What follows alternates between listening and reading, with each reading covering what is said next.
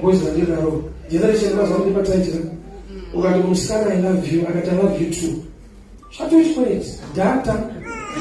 My names. I love you is come. Wait. But anybody will take it till next week.